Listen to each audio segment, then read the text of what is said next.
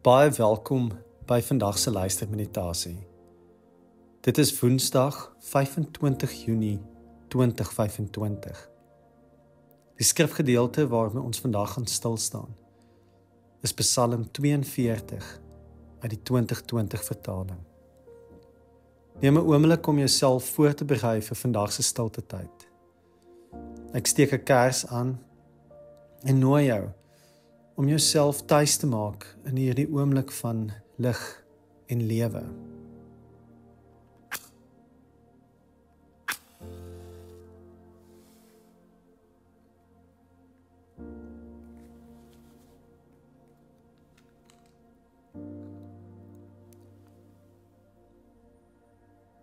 Laat die gebed van NP van Wyk Lou, getiteld Grense, dan ook jou gebed vandag wees.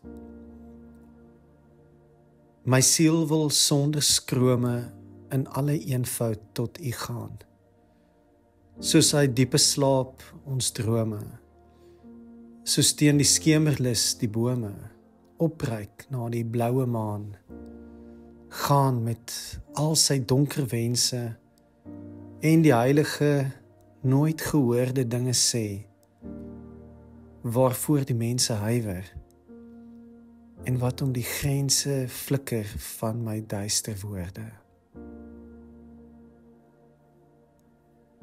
Amen.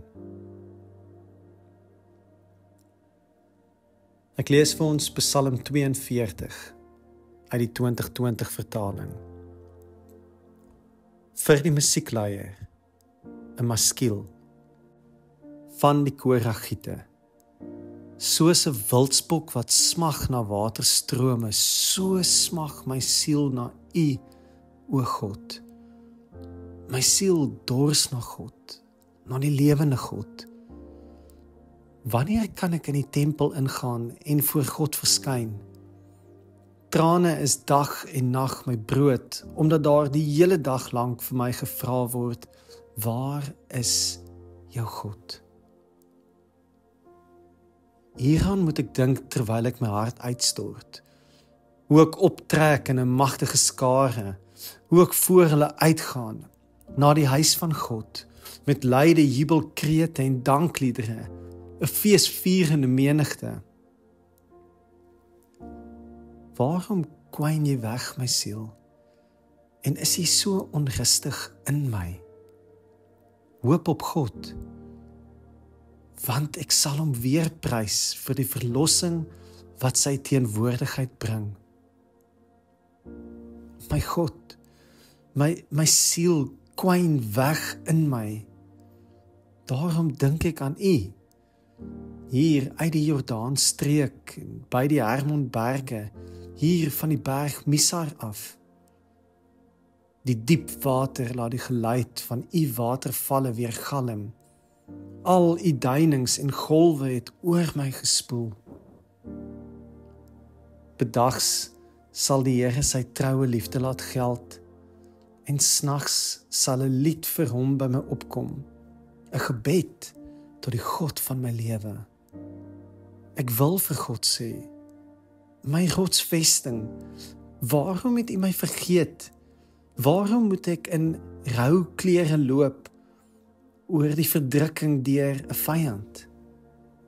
Dit sny tot op die been as my teenstanders my tart, deur die hele dag lank vir my te vra, waar is jou God?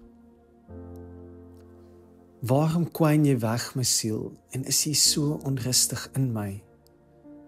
Hoop op God, want ek sal hom, my God, weer prys vir die verlossing wat hy, my God, deur sy teenwoordigheid bring.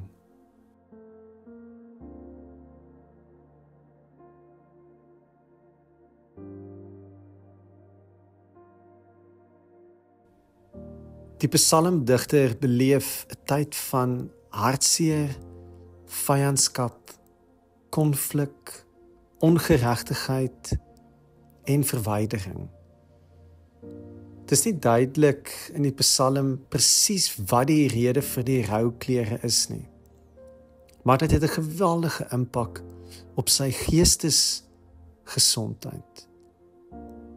In die Afrikaans lees ons dat sy siel van dorsheid smag en wegkwyn. Die Hebreëse woord wat hier met siel vertaal word, is nefesh.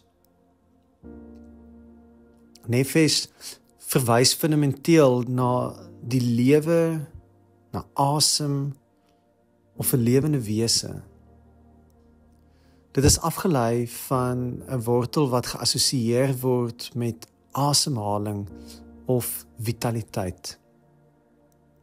En daar is 'n reeks van gebruike in die Hebreëse Bybel vir hierdie woord. Dit kan die lewegewende krag wees wat aan 'n lewende wese sy of haar lewe gee. Dis in Adam wat die asem van die lewe ingeblaas word. Hy word 'n lewende nefesh. Dit kan verwys na self of persoon. Dit is dikwels iets wat gepaard gaan met verlange of versmagting. En dit herinner ook aan die setel van emosies, gedagtes, of dit wat ons in die moderne konsep dikwels as hart of jou innerlike self verstaan.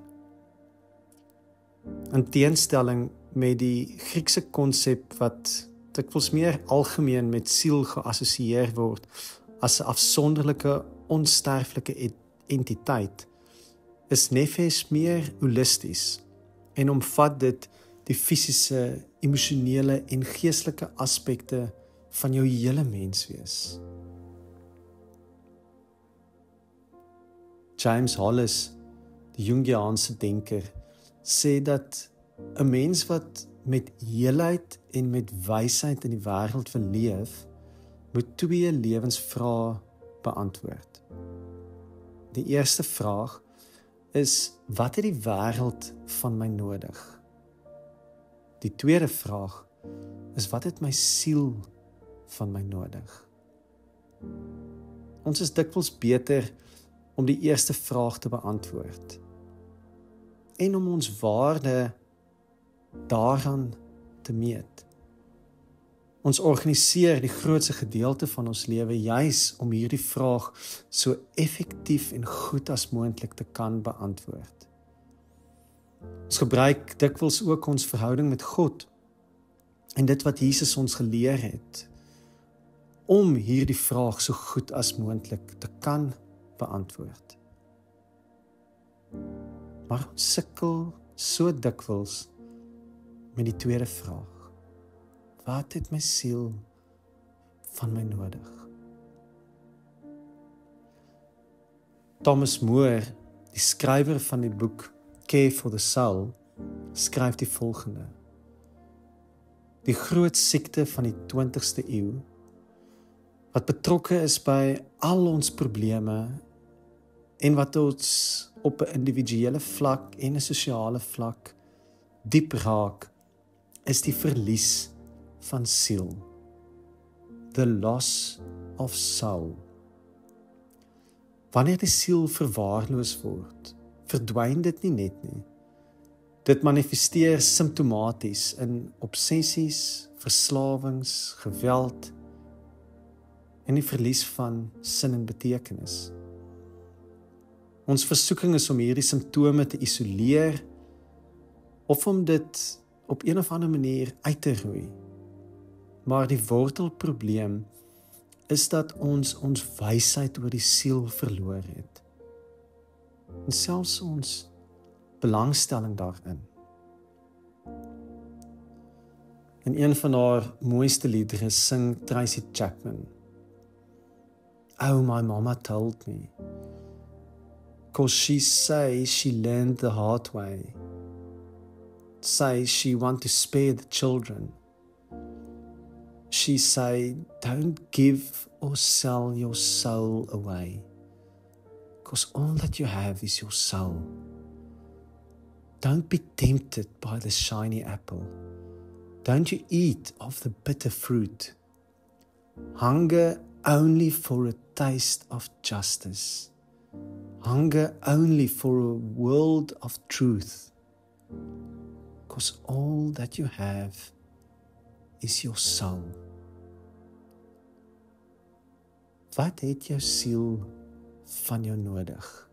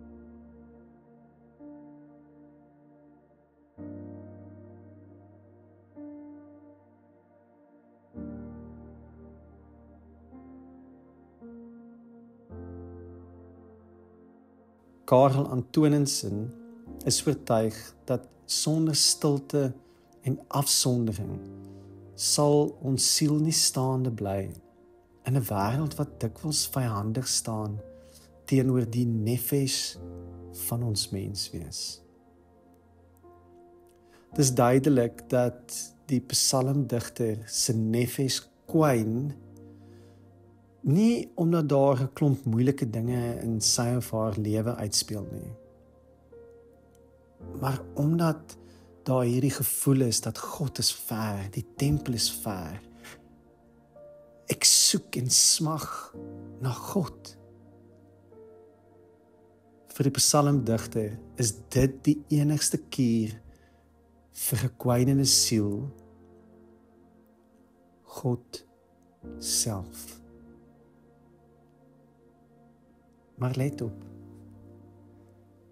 die psalm is oor die algemeen 'n tweegesprek tussen die psalmdigter en sy of haar binnekante.